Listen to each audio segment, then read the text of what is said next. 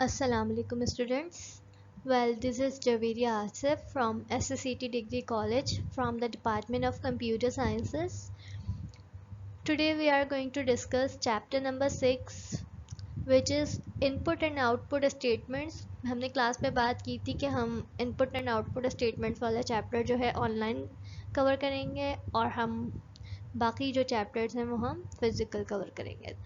This is our lecture number 1 of chapter number 6 in which we are going to discuss about input and output statements कि हमारे पास कितने तरह की input statements होती हैं और कितनी तरह के output statements होती हैं, कौन सी formatted होती हैं और कौन सी formatted नहीं होती या unformatted होती हैं.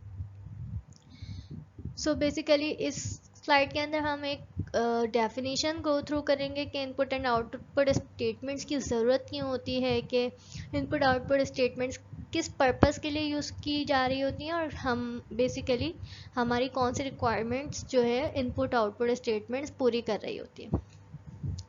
Input and output statement of computer languages are used to provide communication between the user and the program. Input output statement basically use इसीलिए की जाती हैं ताकि हम अपने प्रोग्राम को कंप्यूटर के साथ कम्युनिकेट करवा पाएँ और हमारा कंप्यूटर समझ पाए कि बेसिकली हम अपने प्रोग्राम के अंदर क्या इंस्ट्रक्शंस दे रहे हैं और हमारी पेरिफेरल डिवाइसेस को उन इंस्ट्रक्शंस को किस तरह से एग्जीक्यूट करना है. ठीक. In C language the input and output operations are carried out through built in functions. हमने क्लास में भी डिस्कस किया था कि हमारे पास दो तरह के फंक्शंस होते हैं, एक वो फंक्शंस जो यूज़र डिफाइंड फंक्शंस होते हैं और दूसरे वो फंक्शंस जो कि बिल्ट इन फंक्शंस होते हैं जो हमें सी लैंग्वेज प्रोवाइड करती है. बिल्ट इन फंक्शंस वो होते हैं जो सी ने पहले से रेडी करके रखे हुए हैं हमारे लिए और हम उनको डायरेक्टली यूज़ कर सकते हैं, हमें उनको बिल्ड करने की ज़रूरत नहीं है, वो पहले से सी के अंदर मौजूद हैं. They are called built in functions और बिल्ट इन फंक्शंस ही हमारे पास इनपुट आउटपुट ऑपरेशंस को पूरा करने के लिए यूज़ हो रहे होते हैं. मतलब जो इनपुट आउटपुट स्टेटमेंट्स हैं या इनपुट आउटपुट ऑपरेशंस हैं वो कोई ना कोई बिल्ट इन फंक्शंस है जो हम यूज़ कर रहे होते हैं किसी न किसी स्पेसिफिक पर्पस के लिए. अभी हम डिस्कस करेंगे कि कौन सा इनपुट आउटपुट फंक्शन किस पर्पस के लिए यूज़ होता है. C make use of collection of library functions and commands are only included in the program if actually needed. C जो है हमारे पास एक कलेक्शन ऑफ लाइब्रेरी फंक्शंस और कमांड्स यूज़ करता है जो कि हम इंक्लूड करा सकते हैं हमारे प्रोग्राम के रिक्वायरमेंट्स को देखते हुए. The standard input output library is included via header file called stdio.h. आपने देखा होगा कि हम अपने हर प्रोग्राम को स्टार्ट करने से पहले लाइब्रेरी इंक्लूड कराते हैं, hash include stdio.h, hash include conio.h. तो ये तमाम की तमाम हमें इस वजह से इंक्लूड करानी पड़ती है ताकि हम सी के बिल्ट इन फंक्शंस को यूज़ कर सकें. इनको हम आगे भी डिस्कस करेंगे कि इनका बेसिकली एब्रीविएशन क्या होता है. अभी बस हमें ये याद रखने की ज़रूरत है कि हम इंक्लूड stdio.h, इंक्लूड conio.h जो हम इंक्लूड कराते हैं अपने सी प्रोग्राम की बिगनिंग में, तो वो हम बेसिकली कुछ इनपुट और आउटपुट स्टेटमेंट्स को यूज़ करने के लिए इंक्लूड करा रहे होते हैं ताकि हम सी के बिल्ट इन फंक्शंस को उन लाइब्रेरीज के थ्रू एक्सेस कर सकें. Almost every C program begins with the statement hash include stdio.h. कुछ इस तरह से हम इन हेडर फाइल्स को इंक्लूड कराते हैं. हमने लैब में भी किया है और आप सब अच्छी तरह इन चीज़ों को जानते हैं. Types of input output functions कितने तरह के होते हैं, कौन कौन से होते हैं. तो input output function is classified as formatted functions होते हैं एक हमारे पास और एक अनफॉर्मेटेड फंक्शंस होते हैं. फॉर्मेटेड फंक्शंस में हमारे पास इनपुट लेने के लिए स्कैनएफ यूज़ करते हैं और आउटपुट के लिए हम प्रिंटएफ यूज़ करते हैं. ये भी हम बहुत ही ज़्यादा यूज़ करते हैं अपने प्रोग्राम्स के अंदर, क्लास में भी यूज़ करते हैं, लैब में भी यूज़ करते हैं. तो बेसिकली हमें ये तो पता है कि स्कैनएफ और प्रिंटएफ एक्चुअली करता क्या है, बट हमें ये नहीं पता था कि ये फॉर्मेटेड है या अनफॉर्मेटेड है. तो आज हम ये गो थ्रू करने जा रहे हैं कि फॉर्मेटेड फंक्शंस में हमारे पास स्कैनफ आ जाता है और प्रिंटफ आ जाता है, और अनफॉर्मेटेड में जो हमारे पास फंक्शंस आते हैं इनपुट के लिए हमारे पास गेट सी एच आता है, गेट सी एच ई आता है, गेट्स आता है, गेट कैरेक्टर आता है, आउटपुट के लिए पुट कैरेक्टर आता है, put C H A R आता है, पुट्स आता है। ठीक है, ये तमाम जितनी भी एग्जांपल्स हैं ये हमारे पास अनफॉर्मेटेड फंक्शंस की हैं, और ये हमारे पास जो होते हैं प्रिंटफ और स्कैनफ वो फॉर्मेटेड फंक्शंस कहलाते हैं। हमारे पास इनपुट आउटपुट स्टेटमेंट्स दो फंक्शंस में डिवाइड हुआ है, एक फॉर्मेटेड एक unformatted.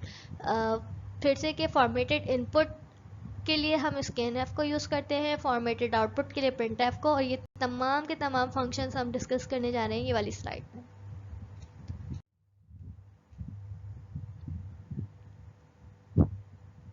Input and output functions, formatted functions कौन से होते हैं पहले हम ये देखेंगे। The basic difference between formatted and unformatted input-output functions is that the formatted function allows the input read from the keyboard or the output displayed on the monitor to be formatted as per requirements. जो main difference है हमारे पास formatted और unformatted functions के अंदर वो यही है कि हमारे पास जो फॉर्मेटेड फंक्शंस होते हैं वो हमें अलाउ करते हैं कि हम कीबोर्ड से इनपुट ले सकते हैं। मतलब फॉर्मेटेड फंक्शंस जो है हमारे पास एड्रेस कर रहे हैं डायरेक्टली हमारे हार्डवेयर को, क्योंकि वो कीबोर्ड को इनेबल कर रहे हैं कि हम कीबोर्ड के थ्रू यूज़र से इनपुट ले सकते हैं, और the output displayed on the monitor. और फिर प्रिंटफ को यूज़ करते हुए हम क्या करते हैं, हम अपने आउटपुट को अपनी मॉनिटर स्क्रीन पर डिस्प्ले करा रहे होते हैं, तो इसीलिए ये फॉर्मेटेड हो जाते हैं। फॉर्मेटेड फंक्शन इसीलिए कहलाते हैं कि हम इनको अपनी रिक्वायरमेंट्स के हिसाब से एडजस्ट कर सकते हैं। The F in the scanf and printf stand for formatted. जो हम प्रिंटफ और स्कैनफ, स्कैन के आगे जो एफ लगा हुआ है और प्रिंट के आगे जो एफ लगा हुआ है इसका मतलब होता है फॉर्मेटेड। ठीक है, few more famous input output functions are discuss below. और भी बहुत सारे इनपुट आउटपुट फंक्शंस हैं जो हम नीचे डिस्कस करने जा रहे हैं। The scanf function, the printf function. Formatted में हमेशा याद रखें हमारे पास दो फंक्शन हैं। पहला स्कैनफ फंक्शन जो कि हम यूज़र से डेटा को रीड करने के लिए, इनपुट लेने के लिए यूज़ करते हैं। सेकंड वन हमारे पास है प्रिंटफ फंक्शन, जो हम कुछ भी अपने ब्लैक स्क्रीन पर प्रिंट कराने के लिए जो फंक्शन यूज़ करते हैं वो प्रिंटफ का होता है। यहाँ पे एफ से मुराद है फॉर्मेटेड, और यहाँ पे भी एफ किसको शो कर रहा है, फॉर्मेटेड को शो कर रहा है।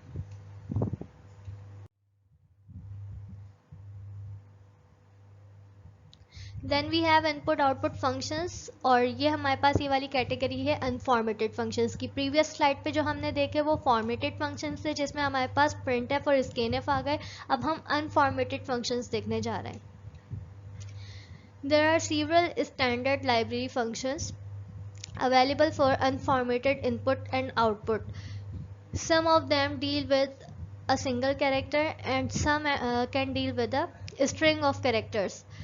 Few more famous input and output functions are discussed below. देखें हमारे पास formatted functions printf और scanf थे। अब unformatted functions जो हमारे पास वो सिंगल कैरेक्टर को हैंडल करने के लिए या स्ट्रिंग ऑफ कैरेक्टर्स को हैंडल करने के लिए कौन से फंक्शंस यूज़ हो रहे हैं, unformatted. Few more famous input output functions. अब हम डिस्कस करने जा रहे हैं अनफॉर्मेटेड फंक्शंस कौन कौन से होते हैं और उनकी पर्पस क्या होता है या वो क्या फंक्शनैलिटी हमें दे रहे होते हैं। सेकेंडली ये तमाम चीज़ें ध्यान में रखिएगा कि हम बिल्ट इन फंक्शंस पढ़ रहे हैं अभी। Single character input, it is the type of unformatted functions. Then we have single character की टाइप है the get character function, get C H A R function. जब भी हम गेट कैरेक्टर वाले फंक्शन को यूज़ करेंगे तो हम get C H A R और पैरेंथेसिस देंगे तो हम इस फंक्शन को कॉल कर सकते हैं। Then we have get C H function, then we have get C H E function. ये तमाम के तमाम हमारे पास सिंगल कैरेक्टर इनपुट के लिए थे। अब सिंगल कैरेक्टर आउटपुट के लिए कौन से फंक्शन यूज़ होते हैं, the put C H A R function parenthesis के साथ, क्योंकि ये सब फंक्शन है इस वजह से यहाँ पे हम पैरेंथेसिस यूज़ कर रहे हैं। The put C H function, अच्छा, स्ट्रिंग इनपुट के लिए पहले हमने सिंगल कैरेक्टर इनपुट की बात की थी, जिसमें हमारे पास get character, get C H और गेट सी एच ई आ रहा था। फिर हमने सिंगल कैरेक्टर आउटपुट की बात की थी, तो हमारे पास पुट कैरेक्टर और पुट सी एच आ रहा था। ठीक, अब हम स्ट्रिंग इनपुट की बात कर रहे हैं। स्ट्रिंग हमें पता है कि combination of character is called string. तो द गेट्स फंक्शन हमारे पास है स्ट्रिंग इनपुट के लिए। Then we have string output के लिए हमारे पास जो फंक्शन यूज होता है वो पुट्स का फंक्शन है। स्ट्रिंग इनपुट के लिए गेट्स का फंक्शन, स्ट्रिंग आउटपुट के लिए पुट्स का function.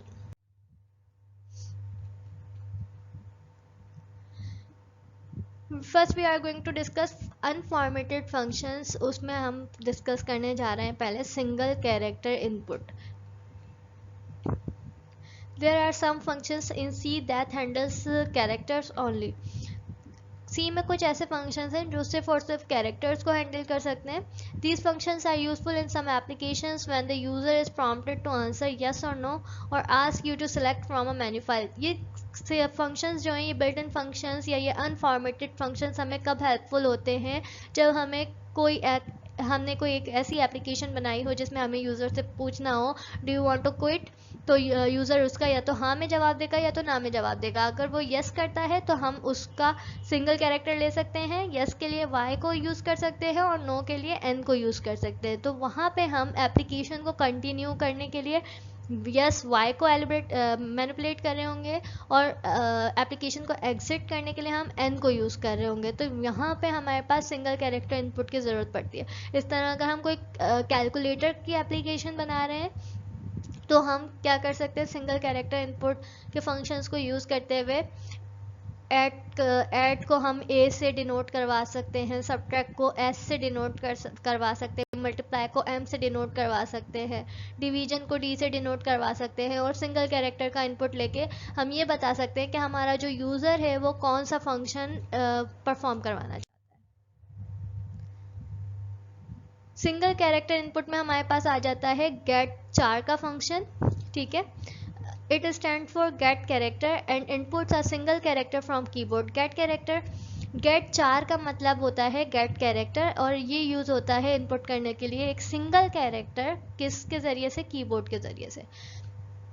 when called the function waits for a key to be pressed। जब हम इस फंक्शन को कॉल करते हैं तो हमारे पास जब ब्लैक स्क्रीन पे ये फंक्शन हमारे पास काम कर रहा होगा तो हमारा जो है कर्सर होल्ड रहेगा और वो आपका इंतज़ार करेगा कि आप कोई की प्रेस करें, उसके बाद जाके वो क्या करेगा, रिटर्न करेगा। You can input the character as either a character और इंटीजर टाइप। यहाँ पे हम गेट कैरेक्टर का फंक्शन जब हम यूज़ कर रहे हैं तो ज़रूरी नहीं कि हम सिर्फ एक कैरेक्टर इनपुट कर सकते हैं, हम कोई नंबर भी एज अ कैरेक्टर इनपुट कर सकते हैं। ठीक है, हम इंटीजर भी, लेट सपोज कि मैं गेट कैरेक्टर का फंक्शन यूज़ किया लेकिन मैं जब हमें पास वो इनपुट लेने आएगा तो मैं क्या करूँ, 1 इंटर कर दूँ, 2 इंटर कर दूँ, है तो वो भी कैरेक्टर्स ही। ठीक, तो हम इंटीजर और कैरेक्टर टाइप दोनों का डेटा यहाँ पे पास कर सकते हैं।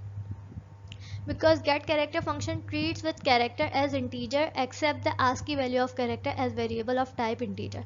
मेरे पास गेट कैरेक्टर का फंक्शन क्या करता है, बेसिकली जो भी कैरेक्टर मैं इसको दे रही होती हूँ ये उसको कन्वर्ट करता है ASCII वैल्यू के अंदर। जो प्रोग्राम हमने क्लास में भी करके देखा था कि मेरे पास जब मैं कैरेक्टर वाली चीज़ पढ़ा रही थी, कैरेक्टर डेटा टाइप पढ़ा रही थी, तो हमने %C और %D का यूज़ करते हुए देखा था। तो इसी तरह गेट कैरेक्टर का जो फंक्शन है वो मेरे पास, अगर आप इसको C कैरेक्टर दे रहे हैं तो ये क्या करेगा, C का ASCII कोड उठा लेगा और फिर गेट कैरेक्टर के अंदर C का जो है ASCII कोड पड़ा हुआ होगा। ठीक, अगर आप इसको कोई नंबर दे रहे हैं तो ये उस स्पेसिफिक नंबर का, लेट सपोज कि मैंने इसको 9 दिया एज द कैरेक्टर, तो ये 9 का ASCII कोड उठा लेगा। ठीक है, तो इस वजह से इस कैरेक्टर गेट कैरेक्टर के फंक्शन के अंदर हम इंटीजर भी दे सकते हैं, इंटीजर टाइप कैरेक्टर भी हो सकता है और कैरेक्टर भी दे सकते हैं सिंगल, क्योंकि ये वैल्यूज़ को मैनिपुलेट करता है ASCII के अंदर। ये हमारे पास एक सिंपल सा कोड है। ठीक, हमने एक कैरेक्टर टाइप का वेरिएबल बनाया CH और CH के बाद हमने गेट कैरेक्टर का फंक्शन यूज़ किया है। फिर मैंने बेसिकली ये डिस्प्ले कराने के लिए कि गेट कैरेक्टर में मैंने क्या इनपुट लिया है उसको printf के ज़रिए से शो करा दिया है। देन मैंने उसको एस की वैल्यू में कन्वर्ट कराया है, किसको यूज़ करते हुए, %d को यूज़ करते हुए। बेसिकली आपको ये शो करने के लिए कि मेरे पास गेट कैरेक्टर का जो फंक्शन है वो मेरे पास कोई भी कैरेक्टर लेता है और उसको एस की में कन्वर्ट कर देता है। मैंने टी टाइप किया था तो उसने मुझे बता दिया कि मैंने जो टाइप किया था कैरेक्टर वो था टी, और उसका आस्की कोड जो है वो है 116। Then we have the get C H and get C H E function, जो कि सिंगल कैरेक्टर इनपुट की ही टाइप है। हम कभी ऐसा भी होता है कि हम एक ऐसा फंक्शन यूज़ करना चाहते हैं कि जिसके लिए हम कोई की प्रेस करें और उसके बाद हमें इंटर प्रेस करने की ज़रूरत ना पड़े। So basically get C H और गेट सी एच ई इसी पर्पज़ के लिए यूज़ होते हैं कि the get C H and get C H E are two very similar function which serve this purpose. The get means get some input and C H means it gets a character. Get का मतलब है कि कोई ना कोई input आने वाला है, और सी एच का मतलब है कि कोई ना कोई कैरेक्टर इनपुट आएगा। ठीक, the difference between two function is that the function get C H E echoes displays the character that you type to the screen। ठीक है, अब गेट सी एच में क्या होता है, गेट का मतलब हमारे पास है कि कोई ना कोई इनपुट आएगा, और सी एच का मतलब है कि जो इनपुट आएगा वो कैरेक्टर टाइप का होगा। ठीक, गेट सी एच ई में मेरे पास क्या होता है कि गेट का मतलब फिर से कोई इनपुट आएगा, लेकिन सी एच कोई कैरेक्टर आएगा, लेकिन वो कैरेक्टर ई से आप क्या समझे, इको हो जाएगा। इको मतलब जो आपने टाइप किया है वो वापस से डिस्प्ले हो जाएगा आपकी स्क्रीन के ऊपर। इको मतलब जो भी आप टाइप करेंगे बगैर किसी उसके, आप अगर गेट सी एच ई का फंक्शन यूज़ करें तो वो इको हो जाएगा आपकी स्क्रीन पे, जो भी टाइप करेंगे वो वापस से नीचे प्रिंट हो जाएगा। Whereas get C H just return the character that you type without echoing it. Get C H मेरे पास इको नहीं करता, लेकिन गेट सी एच ई मेरे पास आप जो भी कैरेक्टर टाइप करेंगे उसको इको कर देगा। एक बात जो यहाँ पे याद रखने वाली है वो ये है कि जब भी हम गेट सी एच और गेट सी एच ई का फंक्शन अपने प्रोग्राम में यूज़ करेंगे तो हम लाजमी तौर पे इंक्लूड conio.h की लाइब्रेरी इंक्लूड कराएंगे। उसके बगैर हमारे पास ये फंक्शन हमें एरर देंगे, क्योंकि जब तक हम ये हेडर फाइल अपने प्रोग्राम में ऐड नहीं कराएंगे तो कंपाइलर को समझ नहीं आएगा कि हम कौन से फंक्शन की बात कर रहे हैं। ठीक है, conio का मतलब होता है, conio stand for console input output, and H stand for header file. H का मतलब होता है हेडर फाइल, और कोनियो का मतलब होता है कंसोल इनपुट आउटपुट। ठीक, तो हमेशा जब भी आप ये वाले फंक्शन यूज़ करें गेट सी एच और गेट सी एच ई, तो बेहतर ये है कि आप इंक्लूड stdio.h तो हम वैसे भी कराते हैं, तो आप ये दोनों हेडर फाइल्स लाजमी अपने प्रोग्राम में ऐड करा लें, इंक्लूड stdio.h और include conio.h। Then we have single character output. The command you use to output depends on the type of data being output and how you want it to appear. The most straightforward forms of output work with character and string data.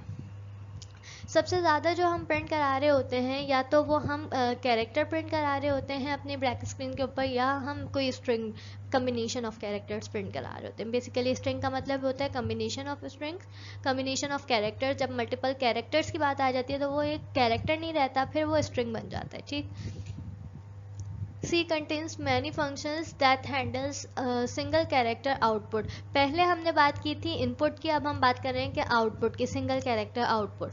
To most popular output functions are put character and put char and put C H. दो हमारे पास जो दो मशहूर function है एक single character output के लिए, वो है put C H A R और पुट सी एच। ठीक, तो अब हम आउटपुट के बारे में बात करने जा रहे हैं। पिछले जो भी हमने get C H A R get C H E वाले फंक्शन डिस्कस किए थे वो इनपुट के लिए थे। अब हम डिस्कस करने जा रहे हैं put C H A R and put C H, जो कि सिंगल कैरेक्टर आउटपुट के लिए यूज होते हैं। The function put C H A R stand for put character and displays only a single character value on the monitor. तो क्या करता है, द फंक्शन हमारे पास कोई एक कैरेक्टर को पुट करने के लिए यूज़ होता है। पुट का मतलब है ये हमारे कैरेक्टर को इस ब्लैक स्क्रीन के ऊपर डिस्प्ले कर देगा हमारे पास मॉनिटर के ऊपर। दी चार can be a character variable और द कैरेक्टर इटसेल्फ। चार में हमारे पास कोई वेरिएबल भी आ सकता है और हमारे पास कोई एक कैरेक्टर भी हो सकता है। Contain in a single code, अगर हम कैरेक्टर दे रहे हैं ना सिंगल कैरेक्टर, तो हम सिंगल कोट्स लाजमी लगाएंगे, बिल्कुल उसी तरह जिस तरह हम जब चार की डेटा टाइप यूज़ करते हैं और कोई वेरिएबल बनाते हैं और उसके साथ हम इनिशियलाइज भी कर रहे होते हैं उस वेरिएबल को, तो हम सिंगल कोट्स को यूज़ करते हुए अपने कैरेक्टर डेटा टाइप के वेरिएबल को इनिशियलाइज करवा रहे होते हैं। ठीक है, इसी तरह यहाँ पे मैं क्या करूँगी कि अगर मैं कोई कैरेक्टर पास कर रही हूँ तो मैं सिंगल कोट्स यूज़ करूँगी, लेकिन अगर कोई वेरिएबल पास कर रही हूँ तो मैं सिंगल कोट्स यूज़ नहीं करूँगी, सिंपल वेरिएबल को पास कर दूँगी। This function is complement of input function getchar. ये फंक्शन मेरे पास कॉम्प्लीमेंट है इनपुट फंक्शन गेट कैरेक्टर का। इसको लिखने का तरीका कुछ ये है, एक कैरेक्टर कांस्टेंट। कांस्टेंट क्यों लिखा गया है यहाँ पे कांस्टेंट? इस वजह से जो भी आपने पुट कैरेक्टर के अंदर को जो भी कैरेक्टर आपने पास किया है ना, फिर वही डिस्प्ले होना है स्क्रीन पे, उसके अलावा कुछ डिस्प्ले नहीं होगा, तो ये एज अ कांस्टेंट काम कर रहा है, या फिर ये जो टी है यहाँ पे वो कांस्टेंट बन गया है। Remember the put character and get character both require the inclusion of include stdio.h।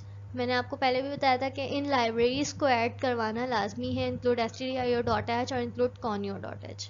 ठीक, पुट कैरेक्टर के लिए हम इंक्लूड stdio.h को यूज़ करेंगे, स्टैंडर्ड इनपुट आउटपुट की जो लाइब्रेरी है, ठीक, ताकि हम इस बिल्ट इन फंक्शन को कॉल करवा सकें सी की लाइब्रेरी के अंदर से। Then we have string input. C contains a number of library functions to input text strings. The most common method is the use of get function, which is smaller and faster as compared to the formatted input functions. सी के पास बहुत ज़्यादा ज़ख़ीरा है library functions का to input text string. Text string का मतलब है कोई अब सिंगल कैरेक्टर की बात नहीं हो रही, मल्टीपल कैरेक्टर्स की बात हो रही है। The most common method is the use of gets function.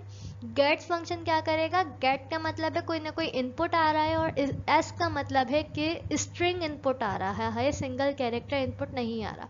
तो जब भी हमें कोई स्ट्रिंग इनपुट लेना होगा तो हम गेट्स का फंक्शन यूज़ कर सकते हैं। आप इसको गेट्स भी बोल सकते हैं, गेट एस भी बोल सकते हैं।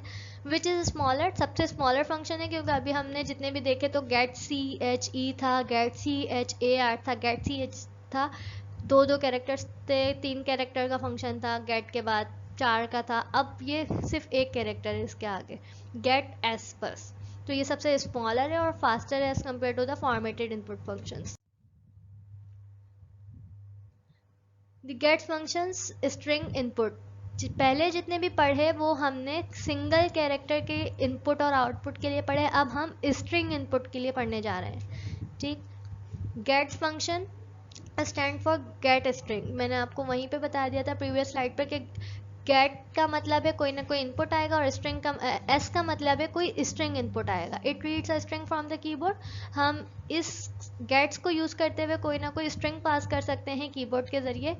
एड्स द नल कैरेक्टर, देखें जब एक कैरेक्टर इनपुट आ रहा है तो मेरे पास मेरे फंक्शन को पता है कि एक ही कैरेक्टर आना है, ठीक है, तो उसको पता है एक कैरेक्टर आएगा और उसके बाद मेरा फंक्शन कुछ नहीं करेगा, या तो वेरिएबल आएगा। अब वेरिएबल की लेंथ जो है मेरे पास फिक्स होती है, जो हमने क्लास में भी पढ़ी थी, ठीक। लेकिन यहाँ पे क्या होगा, जब मल्टीपल कैरेक्टर आ रहे होंगे तो मेरे कंपाइलर को किस तरह से पता चलेगा कि कितने कैरेक्टर आएंगे इस गेट्स के फंक्शन में। तो जब मेरे पास लेट सपोज कि मैंने गेट्स का फंक्शन यूज़ किया और मैंने अपना नाम टाइप किया JAWERIA, तो जब मेरा नाम कंप्लीट हो जाएगा तो कंपाइलर क्या करेगा, उस मेरे नाम के एंड के बाद जब मैंने पूरा स्ट्रिंग अपना इनपुट कर दिया तो वो 0 ऐड कर देगा। उससे मेरे पास मेरे कंपाइलर को ये पता चल जाएगा कि मेरा स्ट्रिंग एंड हो चुका है, ठीक।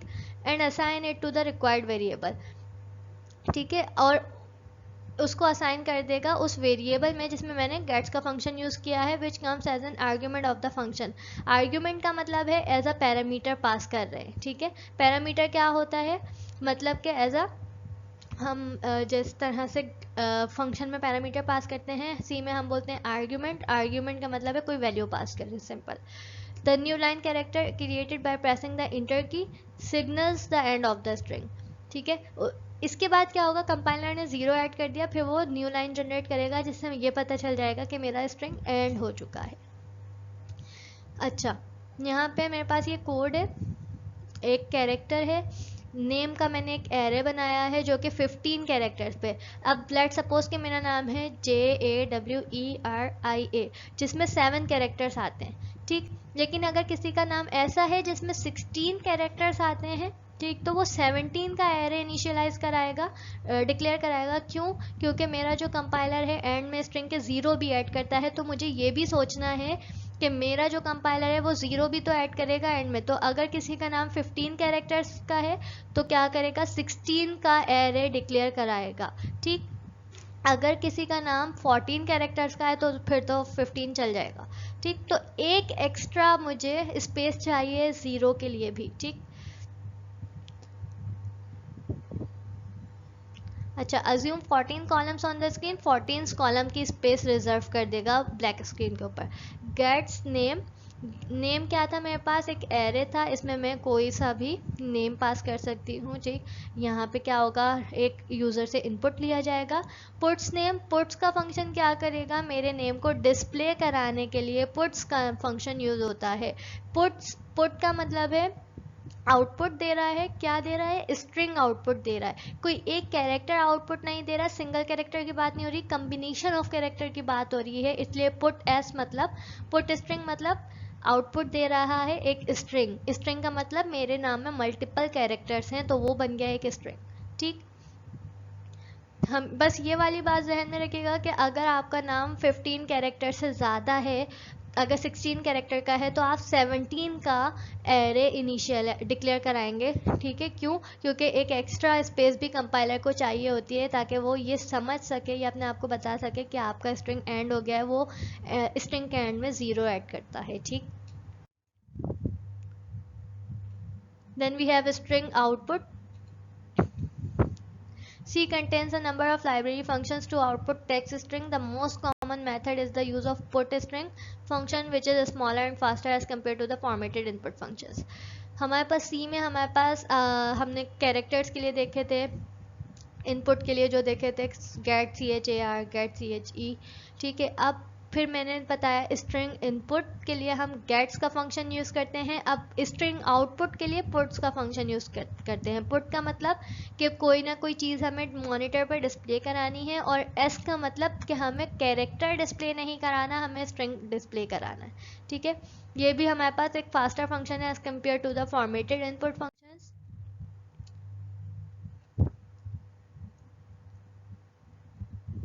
The puts functions, the function put stand for put string and display a string on the monitor. This function is complement of the input function gets.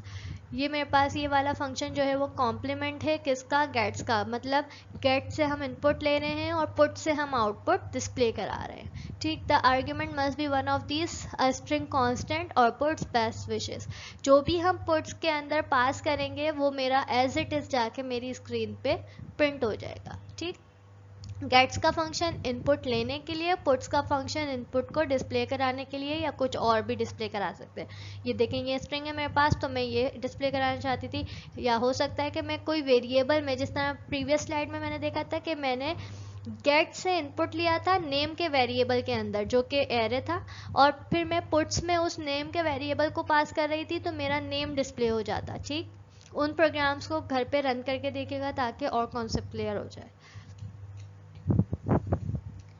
इस तरह मेरे पास ये है 4 ग्रीटिंग का एक एरे है जो कि 30 स्पेसेस रिजर्व करवाई है मैंने।